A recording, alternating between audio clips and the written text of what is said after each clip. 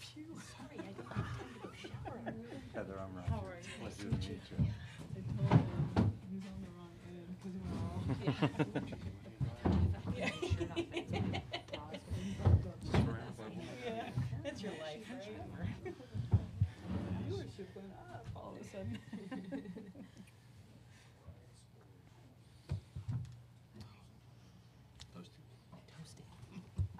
All right, good afternoon and welcome to our afternoon session of our head coach's press conference. Just a couple of reminders, if you weren't here this morning, please make sure that you silence your cell phones. Identify yourself when you're asking a question in your media outlet, and also please identify the person who you're directing the question to. Transcripts of the previous press conference are on the table. The ones from this one will be on the table probably within a half hour or so. Also, following this press conference, there'll be NFCA press conference, which will be at 3:40. The Brian Stanley will host, and that will feature Kylie Hansen from Florida State, Paige Parker from Oklahoma, Giselle Juarez from Arizona State, Jenna Lilly and Gwen Savekis from Oregon, and Sis Bates from Washington. So that'll be right after this. So we will, I'll introduce the head coaches, all four of them, ask them to give a brief opening statement. Once we've introduced all four, then I'll turn it over to you guys. So to my right is Patty Gasso from Oklahoma.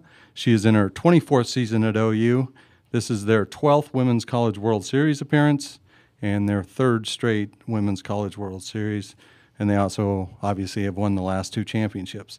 They are the number 4 seed. They are currently 55-3. They went undefeated in the regional play, went 3-0, beat Boston U, beat Tulsa and Missouri, and then defeated Arkansas twice in the Super Regional. So, Coach, if you could talk a little bit about your season. Well, we're very excited to be here. I feel a little uninvited up here with being a little out of the conference, but tough bracket, tough College World Series tournament. Probably the toughest top to bottom that I've seen or been a part of in a long time. So there's no easy side. You look either way, it's no easy side. So we're excited to be here. Been playing some really good softball. Got a very good group that I adore and love to work with on a daily basis. And just to be part of what is now one of the most watched universal championships out there, to be a part of it is quite an honor. And our goal is to put our best softball out there and have a great time doing it. So we're really honored to be here. To Patty's right is Heather Tarr from the University of Washington. This is Heather's 14th season at UW. This is their 13th Women's College World Series appearance and their second straight. The Huskies are the number 5 seed, and they are currently 49-8. They also went undefeated in the regionals. They beat Boise State, Texas, and Minnesota, and then they defeated Alabama twice in the Super Regional. So Heather, welcome back, and if you could tell us a little bit about your team. Yes, just so happy to be here amongst some amazing coaches and awesome teams, and I echo the fact that there's no easy way out of this, and what an awesome opportunity for all of us. But we're just excited as a team, as a program, to continue to grow and learn. And our team is fun to watch. If you haven't seen them yet, you'll enjoy seeing them play. Love coaching them every day, and just proud to represent the Pac-12 and the University of Washington. Thank you, Heather. And next to her is Mike White at the University of Oregon. Mike is in his 9th season in Oregon. The Ducks are the number 1 seed. They're 52-8. This is their 6th Women's College World Series appearance and their second straight. They went 3-0 in the regionals. They beat Albany and then beat Drake twice. They went 2-1 in the Super Regional, lost their first game to Kentucky, and then came back and won 2 straight against the Wildcats. So, Coach White, if you could tell us about your team. Well, we're excited to be ranked number 1, but as we know, that doesn't mean a whole lot at this time of year. There's great competition. We've played a lot of the teams that are at the College World Series, everybody except Florida, and I can attest to how good all those teams are, and it's been a real battle so far this year. You know, the weather could be a little bit of an issue. I'm sure people are going to ask about that, but it's the same for every team, and I'm just excited to come back and see the improvements that happen at this Women's College World Series in Oklahoma City every year. You start to see some little things. The bullpens look a lot better. I'm excited about that. I'm sure that with the renovations that are going to happen after this year, that's going to be even better. And it's just a testament to the growth of our sport, the viewership, the numbers that are popping up. People love this game. And it's been hard to get people out to watch it sometimes, but once they get out there, they're hooked. And that's why we're excited to be coaches of this great game and to be continue to grow it, both internationally. We were fortunate enough to go overseas and play in New Zealand, and I'm sure there's going to be other opportunities pop up. Keep growing the sport around the world. We're excited to see it back in the Olympics, and we're super excited to be back here at Oklahoma City. Thank you. Thank you, Mike. And next to Mike is Tricia Ford from Arizona State. This is her second year at ASU. This is their 12th Women's College World Series appearance and their first Women's College World Series appearance since 2013. The Sun Devils are the number 8 seed. They're currently 48-11. They went undefeated in the regional and the super regional. They beat New Mexico State and Ole Miss twice in the regional and beat South Carolina twice in the super regional. So congratulations, welcome back, and tell us a little bit about the Sun Devils. Well, I'm obviously the rookie up here with these just great coaches. We're really excited to be here and just, enjoying and taking this all in. I think we have some great competition. We were fortunate enough to be able to play each one of these programs up here, and I think you're just going to see a great week of softball. I'm just going to kind of reiterate what they're saying. Happy to be here, happy to represent the Pac-12, excited where softball is going, excited about the Olympics, but again, I think you guys are in for a really great week of softball. All right, I'll open it up to you guys now.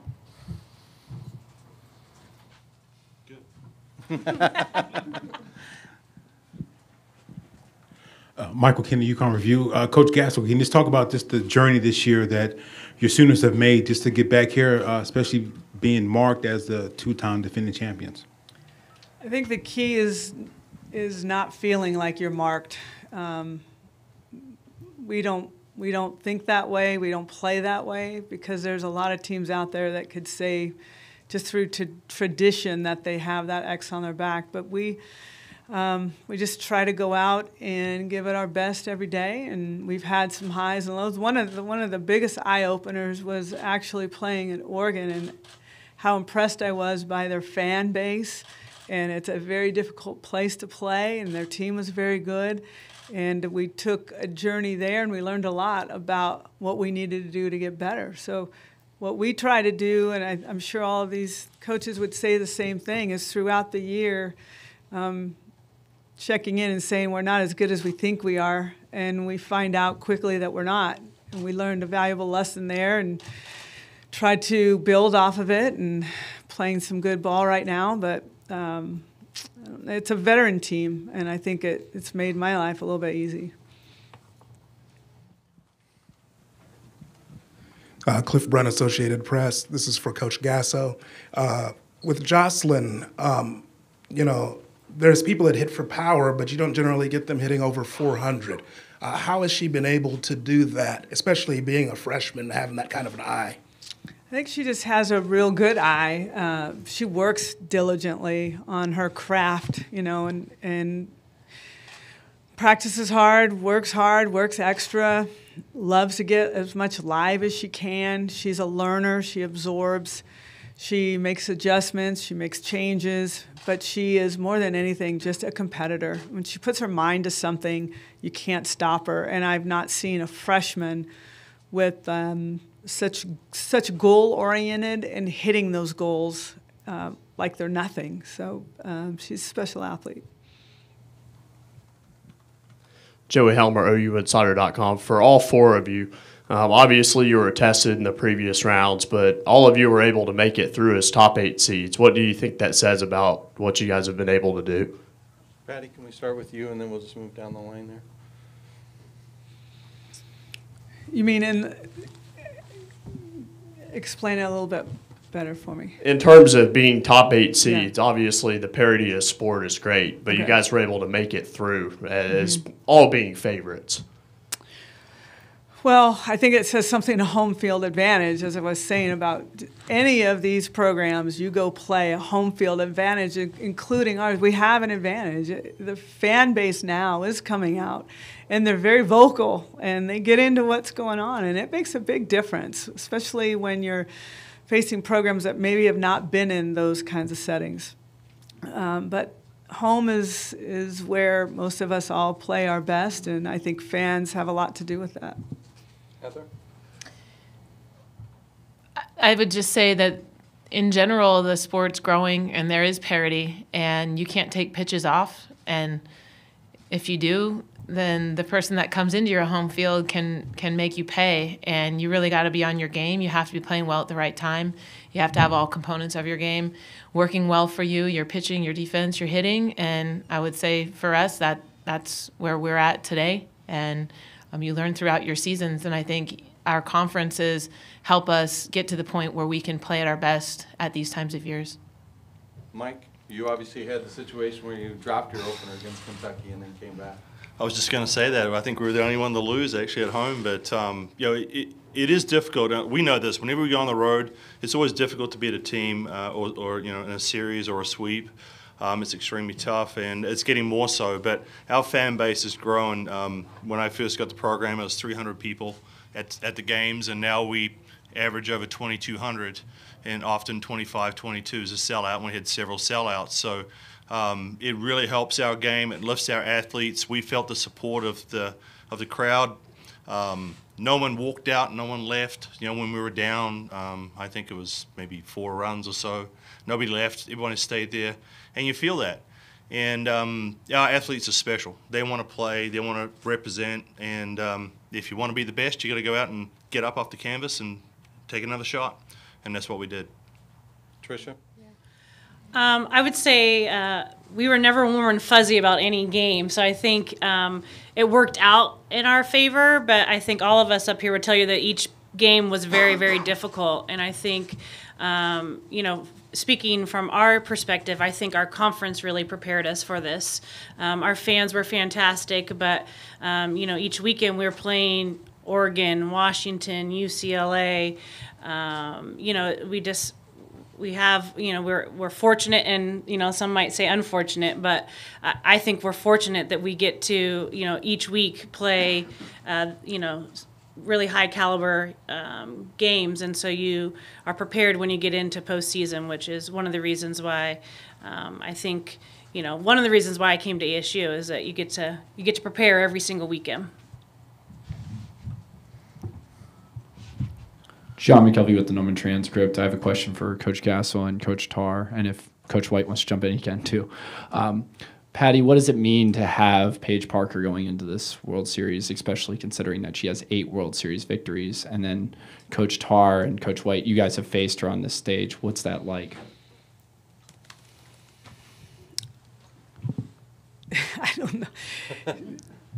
She's been the face of our program since she stepped on it. She kind of grabbed the torch from Kaylani and said, I'll take it from here, and she's done a great job. It gets better every year, which is hard to do from the pitching standpoint.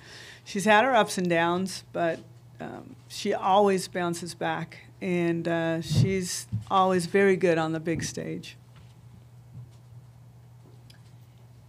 Obviously, great pitching staff Oklahoma has, and I think what a great opportunity that Washington has to see how good we can get through the experience that we get to have tomorrow.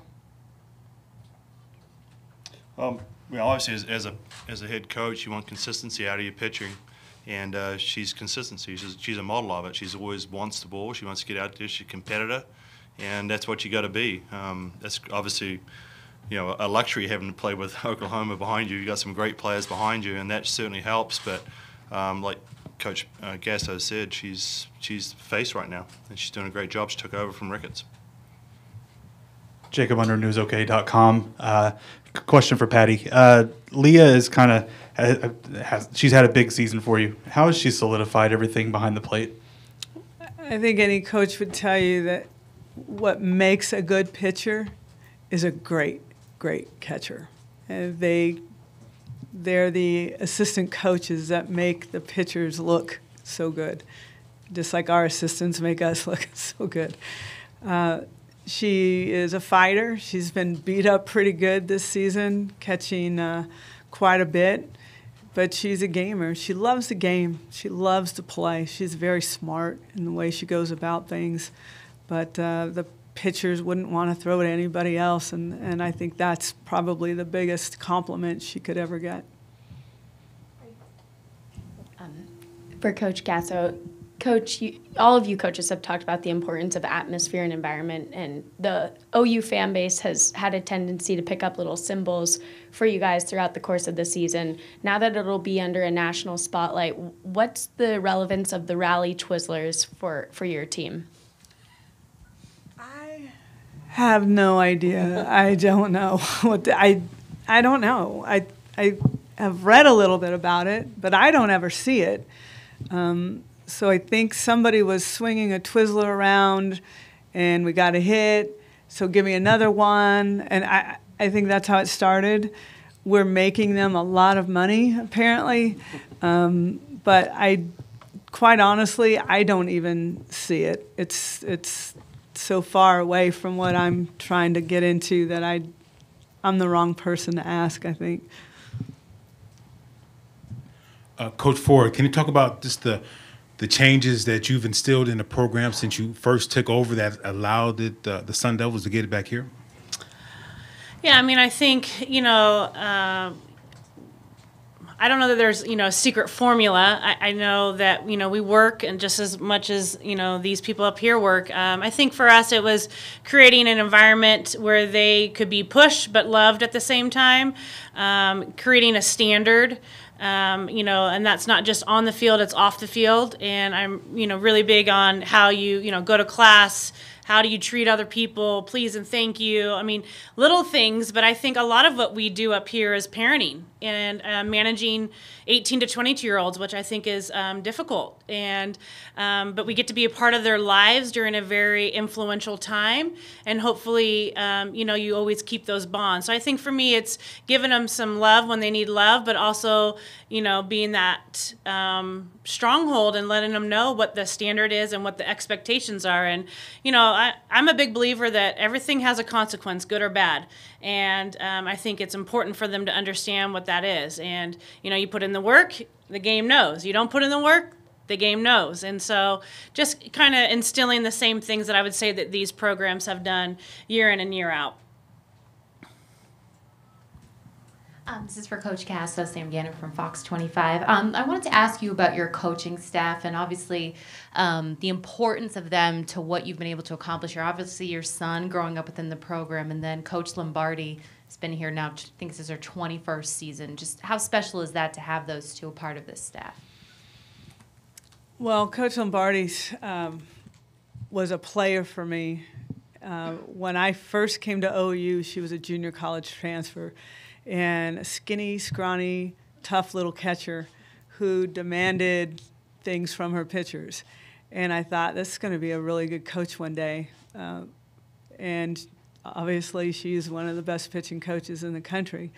And she's just stuck with me. I mean, we're two of a kind, yet we make each other better. On the other side, that's a whole new can of worms there with JT, who grew up in our program. And I think as a parent, I always had regrets as to why am I spending more time on the field, less time with my kids and so forth, and felt a lot of guilt over that.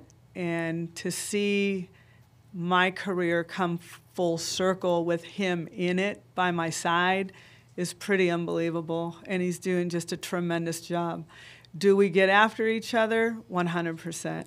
But I'm always the mom, and I'm always his boss, so I always win those arguments. But I listen. He's very, very smart, too. So it's been quite a blessing to have them both apart. We're just a good meshed group.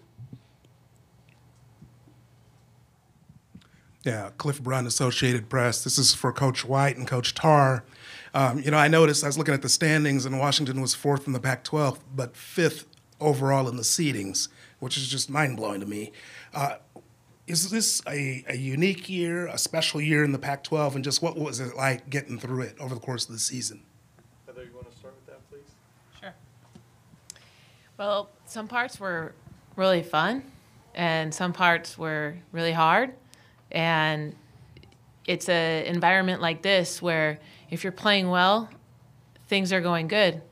If you're not playing well, things aren't going good, but you can't feel that bad about things that aren't going good because of who you're playing against. So the margin of error is very small, and the conference, it somewhat mimics what it, I guess, traditionally has been. And you have to get through the gauntlet. And there's times where you might face ASU, UCLA, Oregon, Arizona, and all the rest. You know, you might just go right in a row. So if you're playing well, it's great. And if you're not playing well, it's really hard. But it's humbling to be a part of the conference where it's challenging every single weekend, and you face every single team every single season.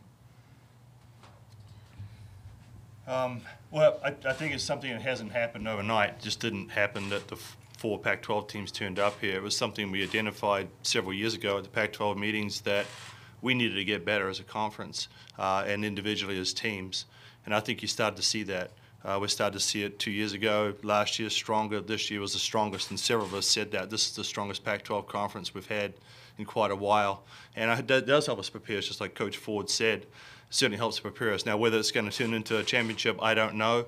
But it certainly is a lot of fun playing in a conference environment like that, where week in and week out. I mean, I go back to last year where we won 54 games straight, and then we lost like 3 weekends in a row, you know, against Washington, Arizona, and UCLA. And believe me, that's a tough gauntlet to run, but hopefully that adversity does make you stronger in the end.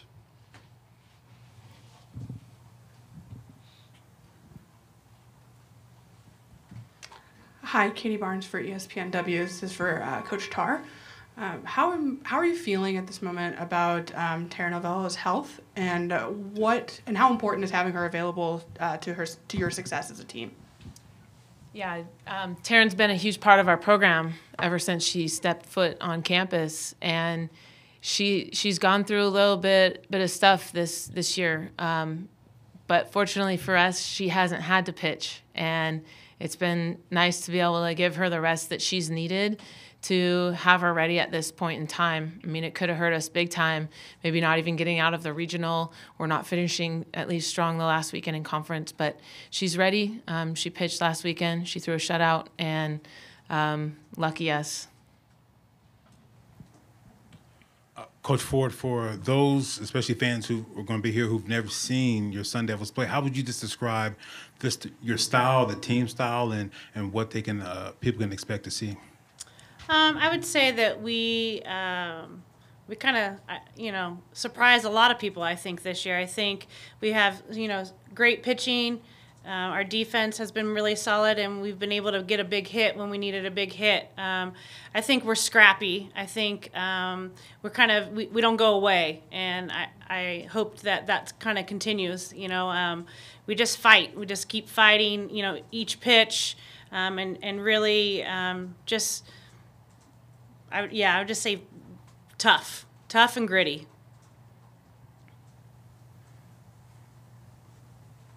Anything else? All right, thank you very much.